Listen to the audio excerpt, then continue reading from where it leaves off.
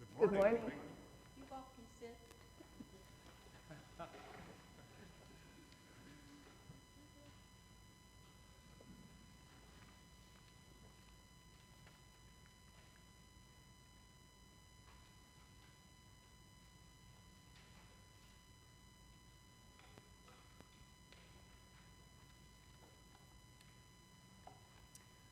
So as we begin, let us ground ourselves in a gratitude practice. Call to mind something you're grateful for and rest in it for a few breaths.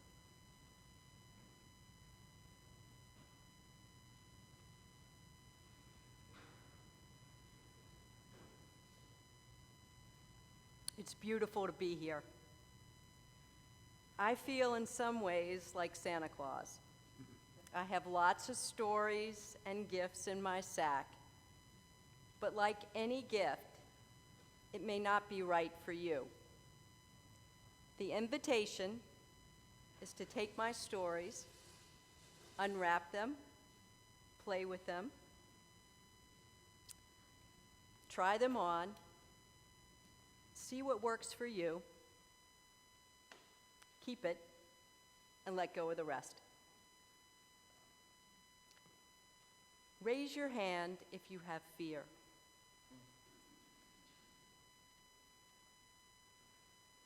Fear for our country, fear for the environment, fear of opening that email from the admissions office, or the email with the test results, fear of the unknown, fear of flying, fear of snakes, fear.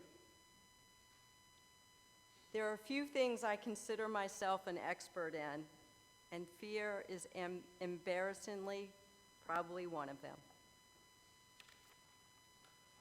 In the first reading, God instructs Abram not to fear. Do not be afraid, Abram. I am your shield. Your reward shall be very great. Look to the heaven and count the stars if you are able to count them, the Lord said, and then says, so shall your descendants be. Holy cow, that's a pretty good return on investments. You drop your fear, and you're going to get descendants that number the stars. Father Just, a Jesuit priest, said the most commonly repeated phrase in the Bible, in both the Old Testament and the New Testament, is fear not, have no fear, do not be afraid, be not afraid. It is often claimed that this phrase appears exactly 365 times. This might be inspiring, but it's not quite accurate. The phrase fear not, or its equivalent translations, appear slightly over 100 times in the Old Testament and about 44 times in the New Testament. This alone means that this is an extremely important concept, a challenging and complex one. I'm not sure about you, but my guess is that Abram didn't instantly become unafraid when God says, don't be afraid. Genesis chapter 16, the next chapter, takes place about 10 years later. And guess what? There's still no offspring for Abram and Sarai, and God hasn't even changed their names, which is a symbol of change and destiny. So how do we drop the fear and have faith? Like most good things, it takes work, otherwise known as practice. I think Abram's story is particularly good and resonated with me. God was saying, trust me. But Abram was saying, wait, what about this reward? I'm still childless. Again, God seems to say, don't be afraid, have faith in me. Or to quote the Lord, look towards the heavens and count the stars. Abram had to work his faith. I was in Virginia this past weekend, and I saw this sign outside the church. Running low on faith? Stop in for a Philip. I'm not sure how this faith works. I don't know about you, but for me, just walking into a building doesn't bring me instant faith. And I don't believe this is what God wanted or means. We see in Psalm 27 that we just sang, "The Lord is my light and my salvation. Whom then shall I fear? The Lord is the strength of my life. Of whom then shall I be afraid?" Some will find great comfort in this psalm. It is often used at funerals and in sympathy cards. But for me, it's challenging. As a person who considers himself faithful, spiritual, and trusting, this psalm doesn't do it for me. It's hard to admit in this space, by this altar, that I am afraid.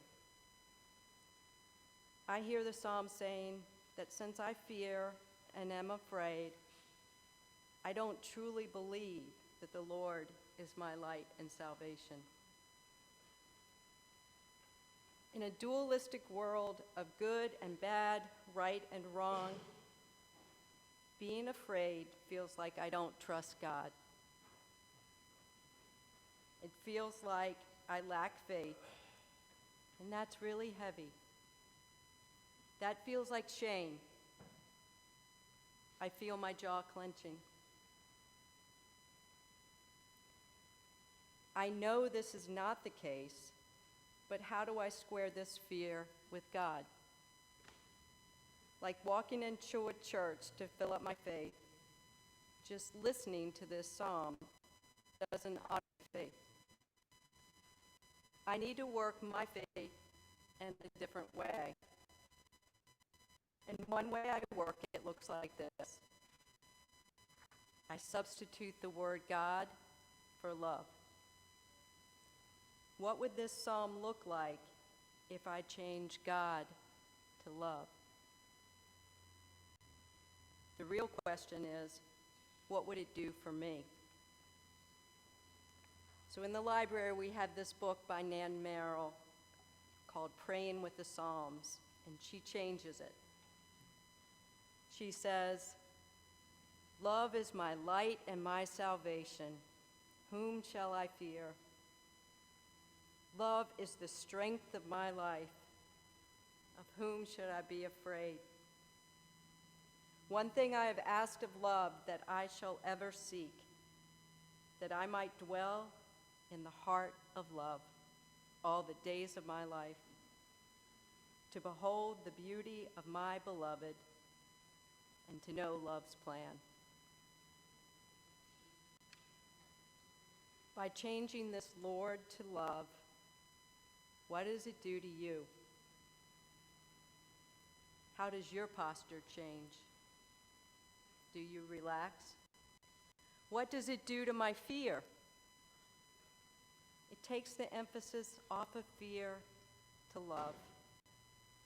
My fear that clenches my jaw softens. For me, it makes God, which can be confusing, more tangible. It makes God more accessible to me. I know what love feels like. I know unconditional love. I also start to notice my fear is not my entirety. James Finley says, "We are afraid of fear because we believe that it has the power to name who we are, and it fills us with shame." I'm still letting in joy, still saying yes, still showing up, and that helps me know I am not all fear. I may never lose these fears, but they are not my entirety. I wish I could say that this is the magical secret formula, and I drink this magic potion once, and it's all good. Sorry, that's elementary faith. I have to practice this. I've replaced fear with love, but that doesn't fix my fear. It's one tool, and it helps. The next tool is for me to dwell in the heart of love. Dwelling puts me in the present, feeling my feet on the ground, connected to you all. In the psalm we heard, beloved, dwell in the heart of the beloved. Paul, also speaking to the Philippians, says, therefore, my sisters and brothers, whom I love and long for, my joy and crown, stand firm in the Lord in this way, my beloved. He's affirming them and calls them his beloved. We are God's beloved. Let me repeat that. We, you and me, are God's beloved. I can change that song in my head. Me, who is fearful, working on my faith, and full of shortcomings, belongs to the beloved. What a beautiful space to be in. I have this quote on my desk, and it's one of my mantras that I practice. Just saying it helps me to feel God's love. Oh, I skipped a part. We are God's beloved. Let me repeat that. We are God's beloved. Rumi, one of my favorite poets, has this line, I belong to the beloved. I just named myself as the beloved. Not fear, not afraid Annie, but beloved. I can change that song in my head. Me who is fearful, working on my faith, and full of shortcomings, belongs to the beloved. What a beautiful space to be in. And I practice it because I see it on my desk every day. Just saying it helps me feel God, helps me feel love. I've shared how I use different words like love to make God more tangible for me. And I use my mantra, I belong to the beloved. This helps me work my faith and work my fears out. It helps me be rooted in faith. The message for me says, yep, you will have fear. No avoiding that in this life. Making God love is my Lenten practice. And when I dwell there, I belong to the beloved. And what a great space to be in. May it be so.